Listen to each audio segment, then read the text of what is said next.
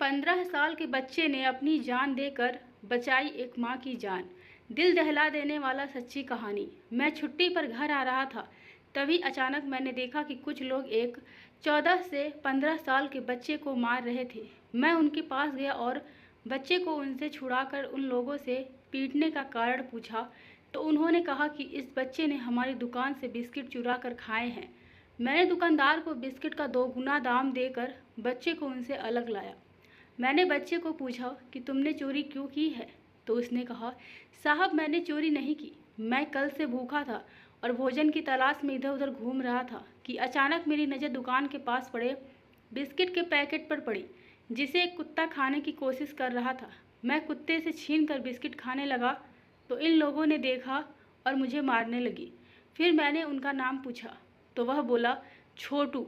मैंने उसके माता पिता के बारे में पूछा तो पता चला कि वह अनाथ है, वह काम की तलाश में भटक रहा है। मैं छोटू को अपने साथ अपने घर ले आया। मेरे घर में मेरी माँ ही थी, क्योंकि बहनों की शादी हो चुकी थी और पिताजी कुछ वर्ष पहले ही गुजर चुके थे। छोटू के घर आने से माँ को भी काम में राहत मिली। घर का छोटा मोटा काम अब छोटू कर लेता था। मेरी छुट्टियाँ समाप्त और मैं ड्यूटी पर गया और छोटू को बोल कर गया कि अब वो माँ का ख्याल अच्छे से रखे। मैं वहाँ से रोज़ माँ व छोटू से बात कर लेता। एक दिन माँ को अचानक दर्द हुआ तो छोटू ने माँ को डॉक्टर को दिखाया और जांच के बाद डॉक्टर ने छोटू से कहा कि इनकी दोनों किडनी खराब हो गई है। अब ये तभी जिंदा रह सकती हैं जब इन्हें कोई अपनी किडनी दान दे। छोटू ने बिना कुछ सोचे समझे अपनी किडनी माँ को डोनेट कर दी। पर डोनेट करने से पहले छोटू ने यह कहा कि यदि माँ पूछे तो कह देना कि छोटू अपने गाँव लौट गया है। सुबह हुई तो माँ जिंदा थी, पर छोटू बहुत दूर जा चुका था। माँ ने डॉक्टर से छोटू के बारे में पूछा तो उन्होंने ऐसा ही कहा जैसा छोटू ने कहा था। मैंने रात को कॉल किया तो माँ ने बताया कि कल उसकी बहुत ज़्यादा तबीयत खराब हो गई थी और छोटू ने हॉस्पिटल से उनका ऑपरेशन करवाया है। मैंने पूछा कि छोटू कहाँ है, तो माँ ने कहा कि वह अपने गांव लौट गया। मुझे दाल में कुछ काला नज़र आया और मैं छुट्टी लेकर गांव चला आया। मैंने हॉस्पिटल जाकर पूछा कि माँ को क्या हुआ था और छोटू कहाँ गया, तो एक डॉक्टर ने कहा आपकी माँ की दोनों किडनी खराब हो गई थी, पर उस बच्चे ने अपनी ज़िंदगी देकर आपकी माँ की जान बचा ली। यह सुन मेरे तो होश उड़ चुके थे, मेरी आंखें खून के आंसू रो रही थी।